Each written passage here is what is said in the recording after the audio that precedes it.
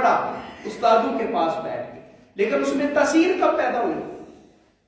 آپ خود کہتے ہیں کہ میں اپنی مسجد میں بیٹھا تھا ظہر کی نماز پڑھانے کے بعد،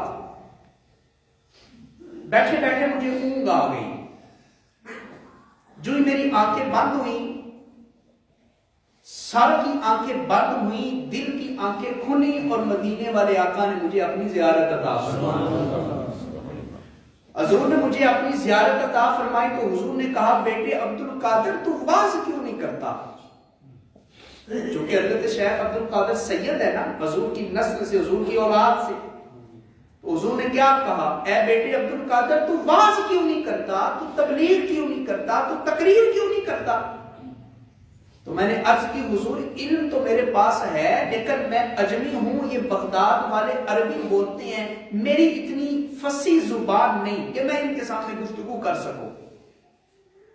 جب حضور نے یہ سنا تو حضور نے حکم دیا بیٹے عبد القادر اپنا منہ کھولو۔ آپ کہتے ہیں میں نے اپنا منہ کھولا تو حضور نے ایک دفعہ نہیں، دو دفعہ نہیں، تین دفعہ نہیں، 7 دفعہ حضور نے اپنا لعاب میرے منہ میں عطا فرمایا۔ لعاب، منہ کا پانی مبارک۔ حضرت علی پیچھے کھڑے تھے، شیخ عبد القادر جیلانی کہتے ہیں پھر حضرت مولا علی آگے آئے، کہا بیٹے منہ کھولو، میں نے منہ کھولا تو حضرت علی شیر خدا نے بھی 6 مرتبہ اپنا لعاب مجھے عطا فرمایا۔ میں نے عرض کی حضور نے 7 دفعہ، آپ نے 6 دفعہ، 7 دفعہ کیوں نہیں؟ تو حضرت مولا علی نے کہا بیٹے ہم حضور کا ادب کرنے والے ہیں، ہم حضور کی برابری نہیں کر سکتے۔ صحابہ تو وہ ہیں جو خواب میں بھی آتے تھے حضور کے ادب کا خیال کرتے تھے۔ اب حضرت شیخ عبد القادر جیلانی کے منہ میں لعاب مصطفیٰ بھی آ گیا، لعاب مرتضیٰ بھی آ گیا، اور پھر آپ کی زبان میں تاثیر کتنی آ گئی؟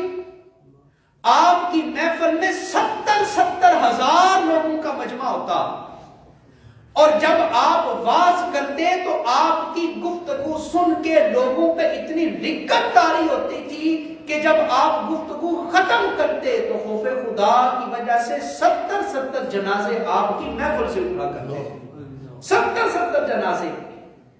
ایسا کیوں نہ ہوتا؟ اس لیے کہ جب حضرت شیخ عبد القادر جیلانی بولتے تو زبان تو عبد القادر کی ہوتی تھی، لیکن اس میں فیض مدینے والے آقا کا آ رہا ہوتا۔ منبر تو بغداد میں بچھا ہوتا تھا، لیکن اس منبر کا فیض گنبد خضرا سے آ رہا ہوتا۔ تو شیخ عبد القادر جیلانی رحمۃ اللہ تعالی علیہ، ابن جوزی نے بھی کہا کہ مجھے بڑا ناز تھا اپنے علم کے اوپر، میں بھی گواہی دیتا ہوں کہ پورے بغداد میں اتنا علم کسی کے پاس نہیں جتنا علم اللہ نے شیخ عبد القادر جیلانی کو عطا فرمایا۔